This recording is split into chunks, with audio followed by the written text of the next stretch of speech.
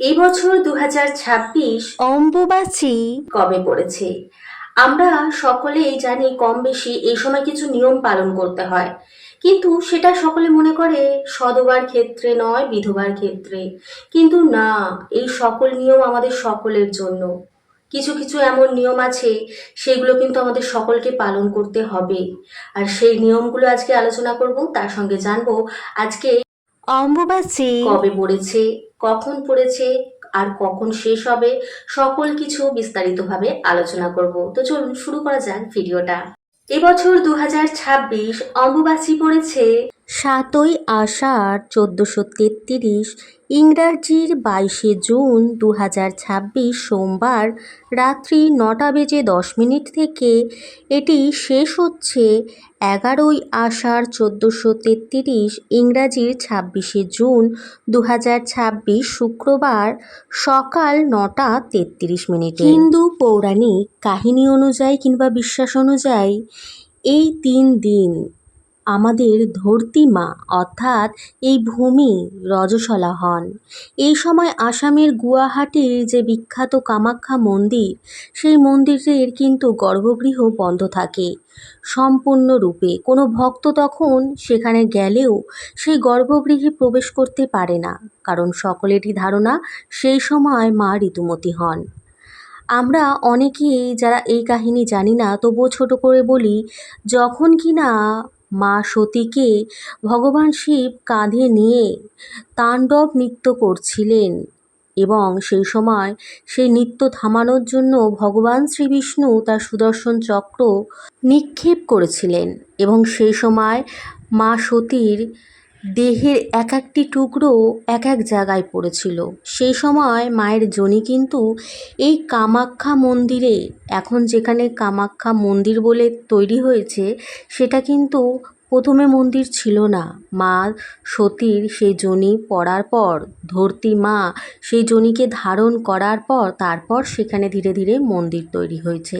সুতরাং যেহেতু ধরতী মা সেই যোনিকে ধারণ করেছিলেন, তাই সেই কামাখ্যা মন্দিরে কিন্তু রজস্বলার নিয়ম পালন করা হয়, কারণ সম্পূর্ণরূপে কিন্তু এই ধরতী মাই সেই সময় রজস্বলা হন।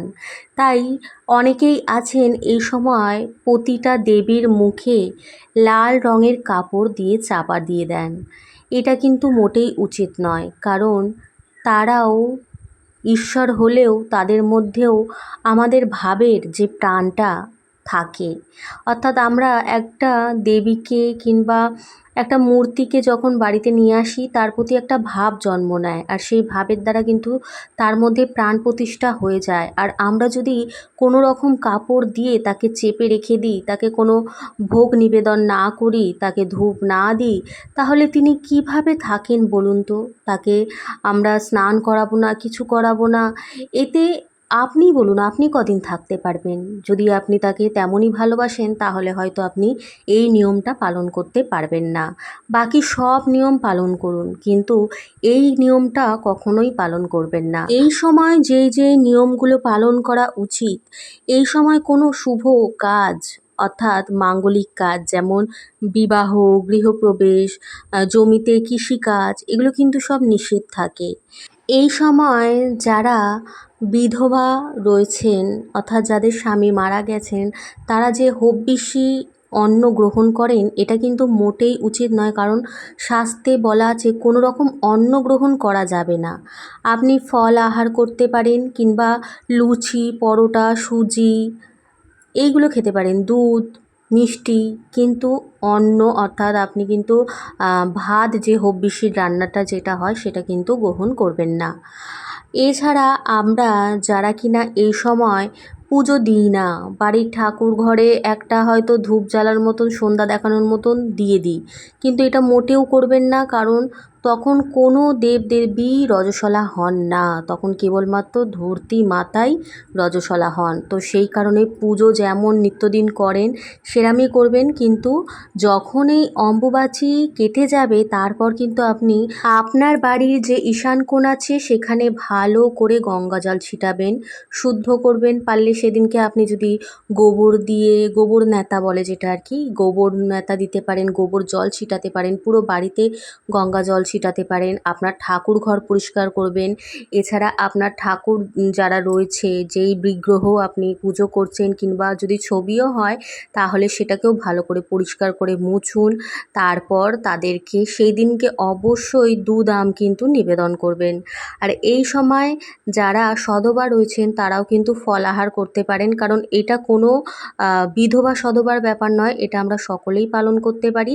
এতে ধরতী মায়ের কৃপা আমাদের ওপর বজায় থাকে, তার সঙ্গে প্রতিটি দেবদেবীর কৃপা আমাদের ওপর বজায় থাকে।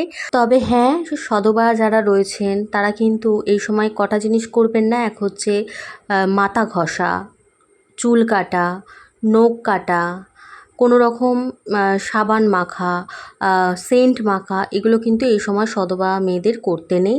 তাহলে আপনি এগুলো না করলেই কিন্তু আপনার ভালো হবে। সেটা আপনি এই 3 দিনের মধ্যে যে কোনো একটা দিন পালন করলেই হবে। আপনাকে 3 দিনই যে পালন করতে হবে তা কিন্তু নয়। আর অবশ্যই এই সময় আপনারা যতটা পারবেন সন্ধ্যার পর চুল আঁচড়াবেন না এবং বাইরে চুল ফেলবেন না। কারণ এই সময় আমাদের যে এই ধরতী মা, অর্থাৎ এই পৃথিবী যে কিনা আমাদের ধারণ করে আছে, তিনি কিন্তু অনেক ঊর্জা নিয়ে সেই সময় থাকেন। আর সেই সময় মানুষ অনেক রকম নেগেটিভ কাজ কিন্তু করে। তাই আমরা যত সাবধানে থাকবো আমাদের কিন্তু তত ভালো হবে। যাদের এই সময় কোনো রকমভাবে মাসিক ক্রিয়া চলে, হট করে হয়ে গেল, তখন কিন্তু সেই হিসাবে এই সময় খুব সাবধান থাকবেন। আর যতটা পারবেন বাড়িতে থাকবেন এবং সর্বক্ষণ এই সময় নাম জপ করতে থাকুন আপনার ইষ্ট দেবতার। আর আপনি যদি আপনার গুরুর মন্ত্র পেয়ে থাকেন সেটাও জপ করতে পারেন। আপনি এই সময় ভগবানের কিন্তু সেবা অবশ্যই করবেন।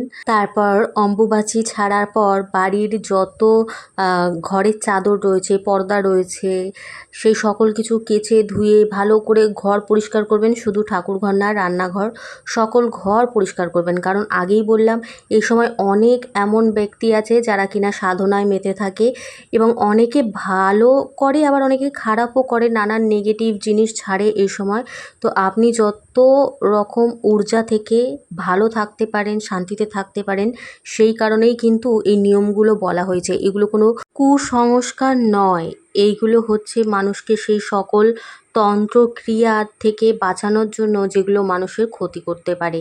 তাই নিয়মগুলো মেনে চলুন এবং সতর্ক থাকুন। কোনো রকম উল্টোপাল্টা নিয়ম পালন করবেন না যেগুলো একটা কোনো মানে হয় না। অর্থাৎ এই যে ভগবানের ওপর লাল কাপড় দেওয়া, পুজো না দেওয়া, এতে তো আরও নেগেটিভ শক্তিগুলো আপনার ঘরের মধ্যে বাসা বাঁধবে।